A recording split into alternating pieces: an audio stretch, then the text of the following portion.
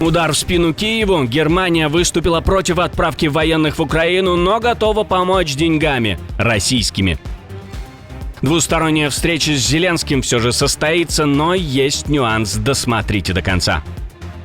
Фатальный раскол в ЕС, союз на грани распада. Разберемся в заявлениях и действиях европейских политиков вместе с вами. Новый миротворец в Евросоюзе. Кто еще возьмется за миссию навести порядок на континенте? США готовится к нападению на диктаторский режим и уже подтягивает войска. Диктатор просит помощи, но поможет ли кто-то? Эти и другие самые главные события вечера вторника 2 сентября. Самые важные и срочные новости, эксклюзивные подробности. Вы смотрите информационный выпуск «Нехта». Оперативно о событиях в России, Беларуси, Украине и мире. Раньше и понятнее других. Все, что нужно знать сегодня.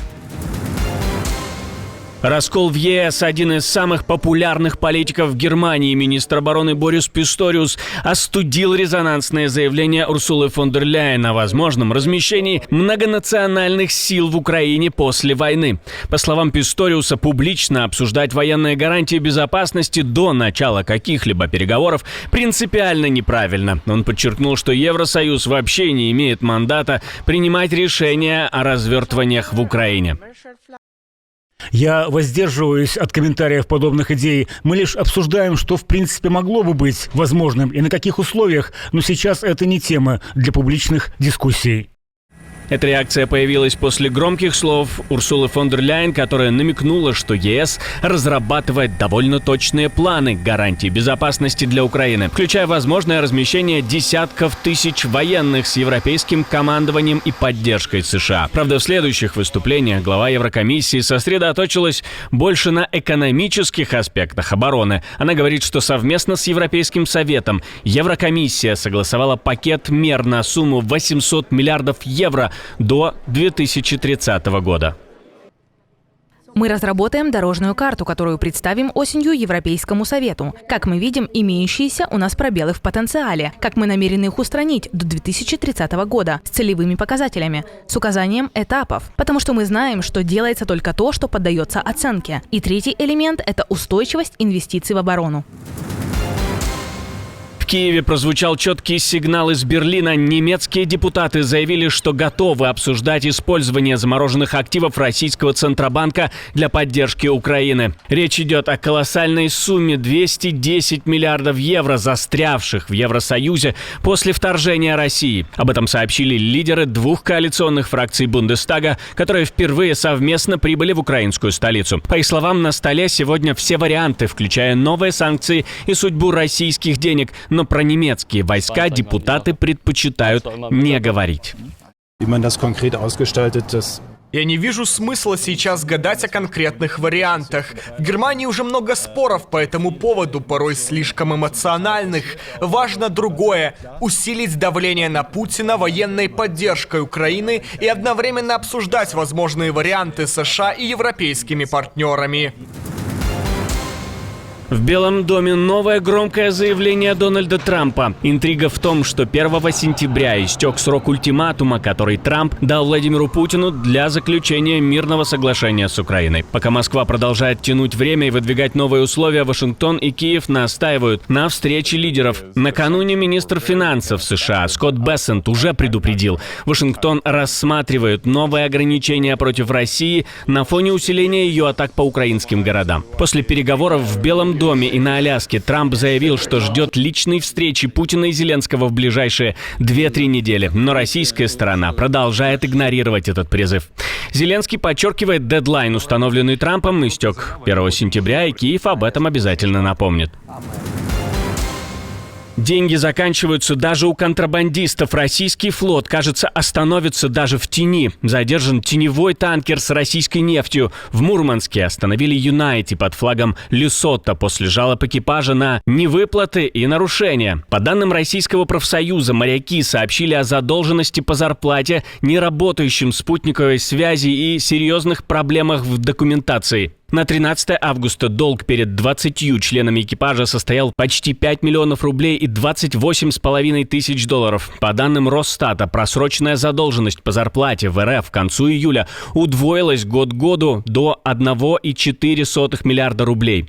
При этом растет число работников под риском увольнения и простаивающих рабочих мест. Моряки опасаются, что раз судно действительно сменило флаг и регистровую компанию, то все имеющиеся на борту контракты являются недействительными, и они не смогут обратиться в P&I в том случае, если судовладелец окажется не в состоянии обеспечить выполнение контрактных обязательств в отношении выплаты заработной платы. В ряде контрактов упомянут коллективный договор с профсоюзом, который фактически не заключался. До августа 2025 года Юнайти ходил под флагом Гамбии. Переход на флаг Лесото, по словам моряков, вызвал опасения, что контракты могут считаться недействительными. Юнайти перевозит российскую нефть по ценам выше потолка и в 2025 году уже попадал под санкции Великобритании, ЕС, Австралии, Канады и Швейцарии как часть теневого российского флота. Самая серьезная угроза за 100 лет. Мадуро бьет тревогу. США готовятся воевать с режимом, думает он. На редкой пресс-конференции венесуэльский диктатор заявляет, что Вашингтон прикрывается борьбой с наркокартелями, но на деле угрожает Каракасу прямым вмешательством. Напряженность растет на фоне масштабного наращивания сил ВМС США в Карибском бассейне. В Белом доме объясняют это ликвидацией угроз со стороны латиноамериканских картелей, и Дональд Трамп сделал борьбу с наркоторговлей ключевой частью своей политики безопасности и миграции. Но в Каракасе уверены, речь идет о попытке свергнуть режим. Они добиваются смены власти с помощью военной угрозы, говорит Мадуро, обращаясь к военному командованию. Он подчеркивает, что армия Венесуэлы прекрасно подготовлена к отражению давления. Mr. President, Donald Trump.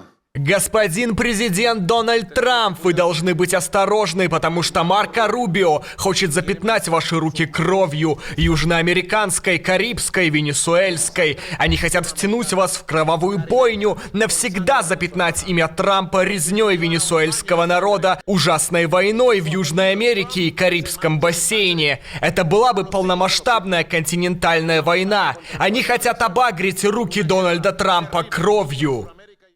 Правительство Венесуэлы высмеивает обвинения США в том, что Каракас играет ключевую роль в международном наркотрафике, но именно эти обвинения стали поводом для беспрецедентных шагов Вашингтона. В августе вознаграждение за информацию, ведущую к аресту Мадуро, удвоили до 50 миллионов долларов.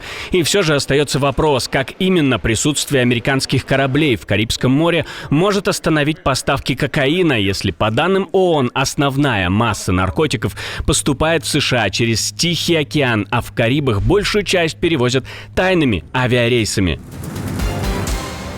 Решения ШОС становятся все более загадочными и закрытыми, но одно событие уже ясно. В Пекине собрались 3 фигуры, которых Вашингтон называет главными соперниками. Ким Чен Ын на своем бронированном поезде крепости выехал из Пхеньяна и прибудет в столицу Китая, чтобы вместе с Си Цзиньпином и Путиным наблюдать за масштабным военным парадом в честь годовщины капитуляции Японии.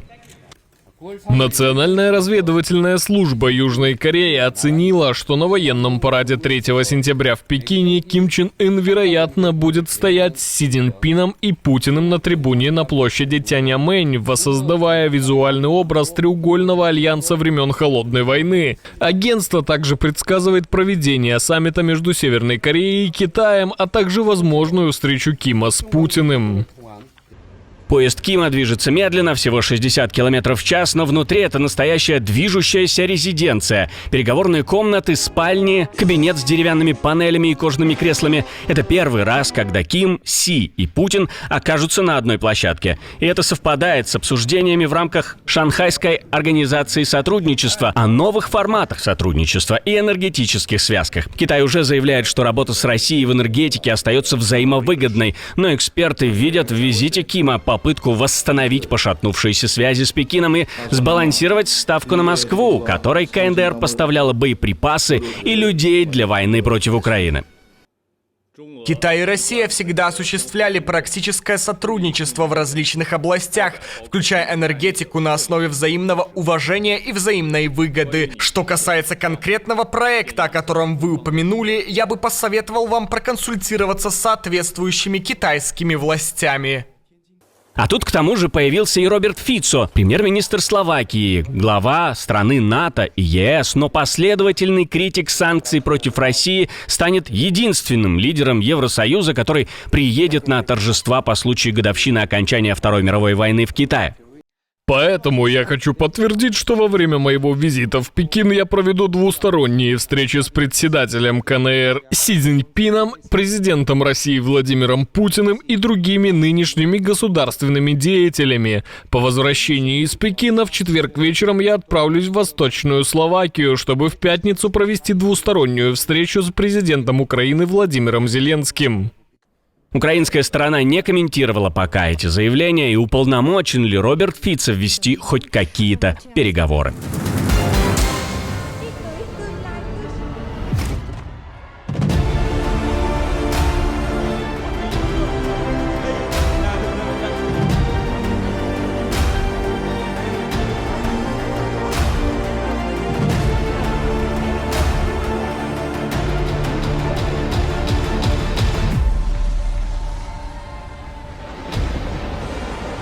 Mình cất cánh từ chân trong dân tộc cường hình trường tồn yên mới kiến biên.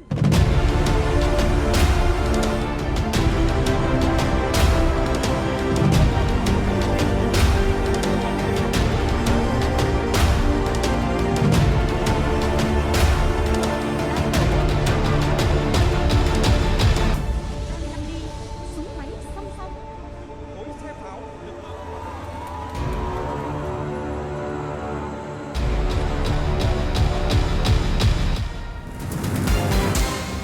Отдельное спасибо, что досмотрели до конца. Спасибо за ваше доверие. Жду развернутых комментариев, лайков и репостов. Это важно, чтобы нас становилось больше. На этом пока все. До новых встреч и хороших вам новостей.